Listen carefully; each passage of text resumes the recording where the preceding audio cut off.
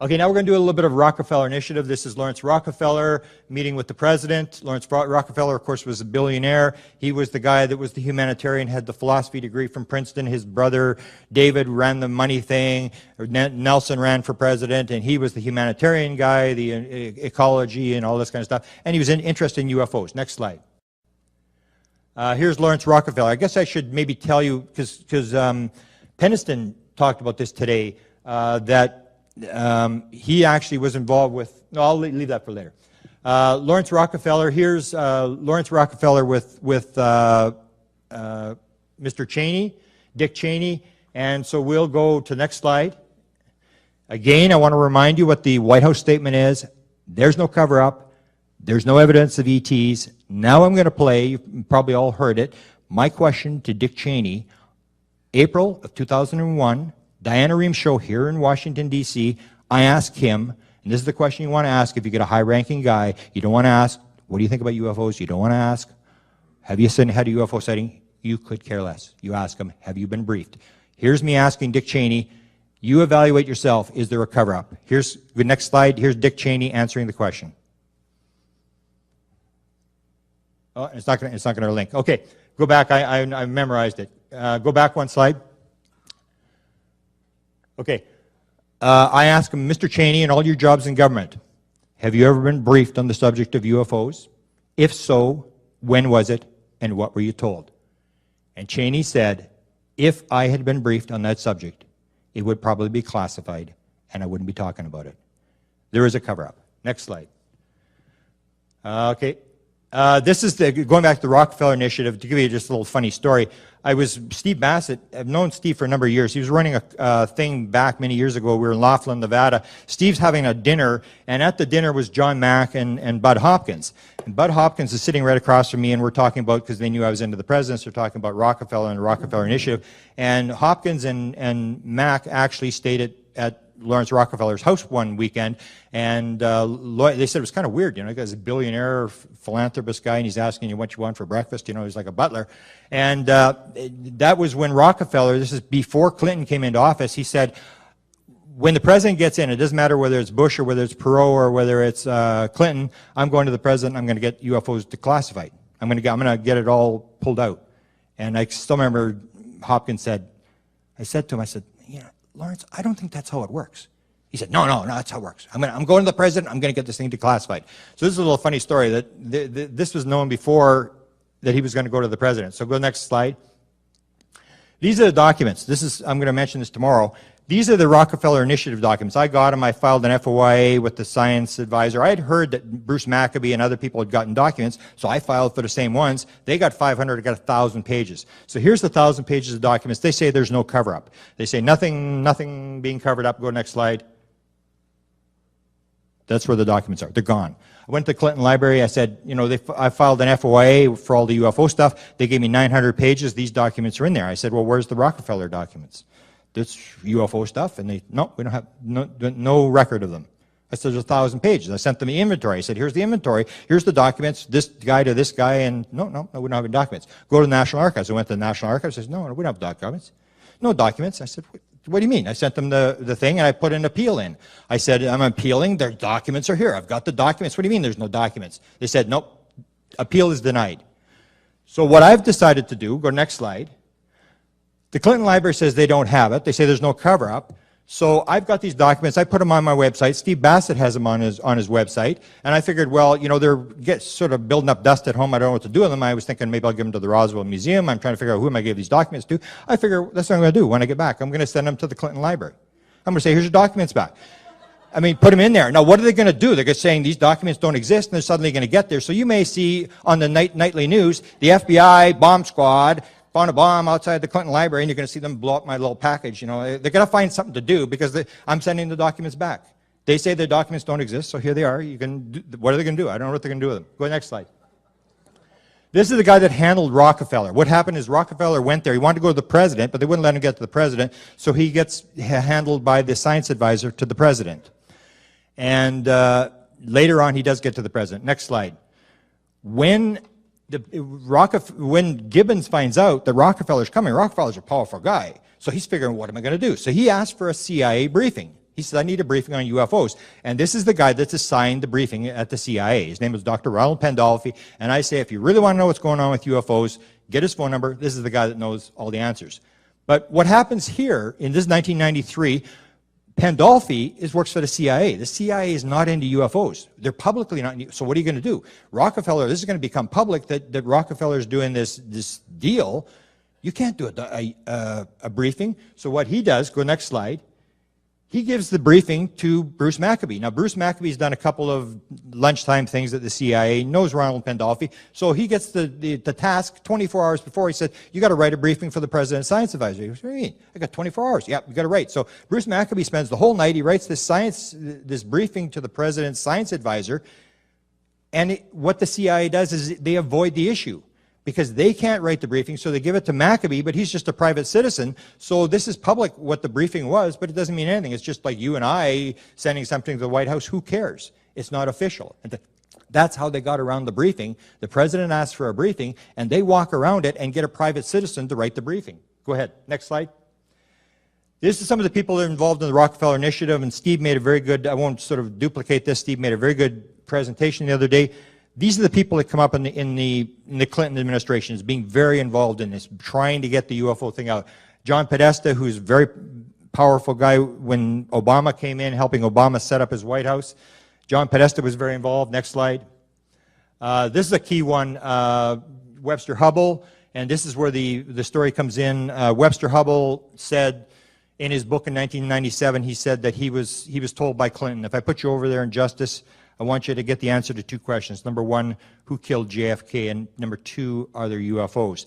So I filed FOIAs on both. The UFO got about 1,000 pages. The Kennedy assassination has about 6,000 pages at the Clinton library. I don't know if anybody, I haven't looked at them. I don't know if anybody's even looked at the assassination. But Clinton did not believe either story. He did not believe the official story about killing Kennedy, and he didn't believe the official UFO story, so he sent Hubbell out there. Now, if you listen to the testimony today, you'll see, and I knew this story before, I didn't release it, but Jim Peniston is doing a story with Larry King. He's in a car with James Fox, and Halt is in the car, and Symington, who's a friend of Clinton. And Symington saved Clinton when he was young from drowning. He's a good friend. He's involved, of course, in the Phoenix Lights. Go to the next one I think we've got here. No, he's involved with the Phoenix Lights, and when they're coming back from the Larry King show, Bill Clinton phones up, and they put him on the speakerphone in the limousine, and he's talking to Symington, and Bill's saying, oh, I watched the show, it's really good, I was watching the whole thing. He said, you know, that's true, you know, he says, I tried to get Hubbell to get the answer, and I couldn't get nothing. So Peniston has told the story. I've heard the story before, but Peniston actually confirms the story today that he was there when Bill Clinton was on the speakerphone, and Bill said he couldn't get anything. This is another guy that was involved. He was the Secretary of Energy for Clinton. This is Bill Richardson, who's made a number of pro-UFO statements, and then sort of got in trouble with the Clintons when he sort of backed Obama, so he sort of got pushed to the sidelines. But anyway, next slide. Here's Symington. I've been through that story already. Next slide.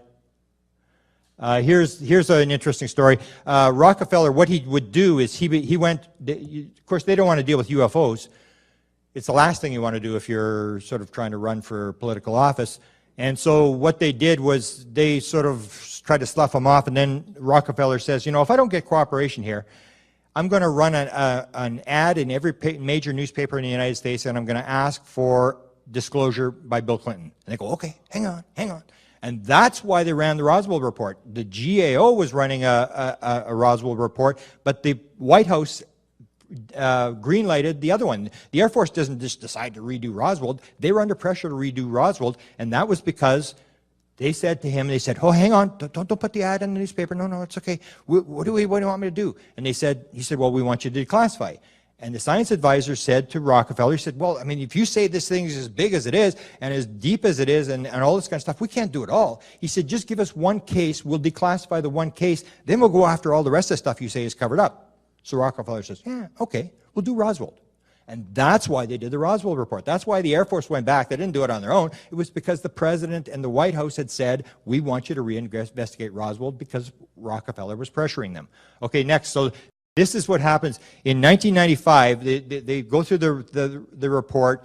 The report comes back, they say it's mogul balloon, and then Rockefeller's had enough, and he decides he's going to the president. So they get the president is 1996, he's running for re-election, and it's determined by Dick Morris, his advisor for the 1996 election, that the swing voters, and that's all they care about in elections is swing voters. If you're in a state like Texas or North Dakota, they could care less about you. If you're a swing voter, they're interested in you. So the swing voters in the 1996 election, Dick Morris determined that they were techie people who like to be outside, like to camp, like to fish. That's why Bill Clinton ended up at the Rockefeller Ranch in Wyoming in August of 1995. He could care less. He wanted to be at Hampton golfing with his rich buddies. But he ended up, and Dick Morris talks about this, he was furious being in Wyoming. He's at the Rockefeller Ranch, and Rockefeller says, okay, now is the time. Stephen Greer provides a bunch of documents, and it's called the best available evidence, and Rockefeller sits down with the president and with Hillary Clinton, and he actually briefs them. Again, it's not a briefing, because it's a private citizen, it means nothing. So I file FOIAs, and I get a bunch of pictures from Hillary Clinton. This is one of the pictures we had. She's walking with Laurance Rockefeller, coming to the ranch, and we noticed two things. One is the book. So we put out a challenge on the internet. What's the book? What book? It has appeared that Rockefeller had given her a book. So it was the book, and then the crosses. Let's go to the next one. I think it shows the crosses. There's the crosses, these bizarre crosses that nobody ever really explained. Hillary's wearing these weird crosses, and we put it around the world, and a lot of people took guesses and tried to compare it to other crosses. She's got these bizarre crosses on. And if you go to my website, you'll see better, clearer pictures of it. And the book. Go to the next one. The book we actually discovered. Somebody actually took all the books for 2 years and actually compared the back cover, and they were looking for this eye. And they actually found the book. Next slide. And it was a book. It was called Are We Alone? The Philosophical Implications of the Discovery of Extraterrestrial Life. That is the book that Rockefeller gave Hillary Clinton. So he gives them the briefing, and according to what Whitley Strieber heard from Laurance Rockefeller, the Clintons sat there, didn't say anything, and when it was all over, they didn't say anything. And the next morning, Hillary came up and said to Rockefeller, okay, we've listened to you.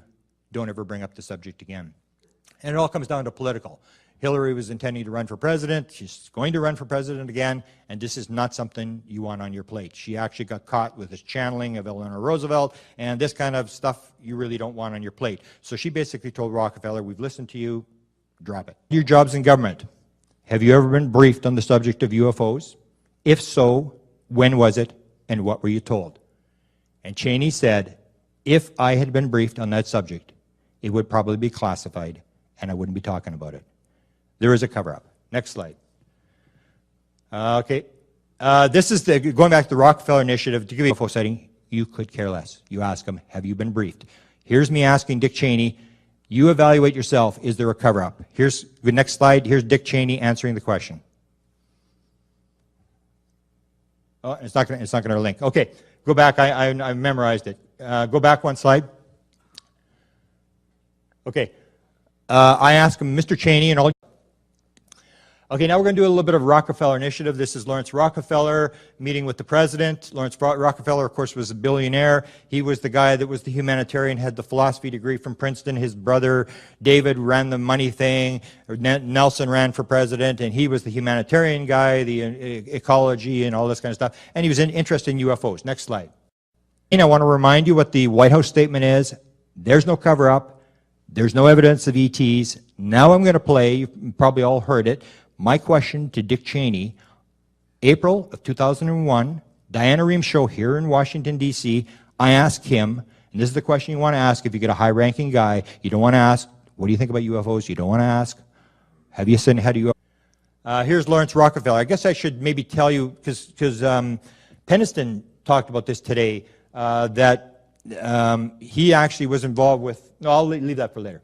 Laurance Rockefeller, here's Laurance Rockefeller with Mr. Cheney, Dick Cheney, and so we'll go to the next slide. Again,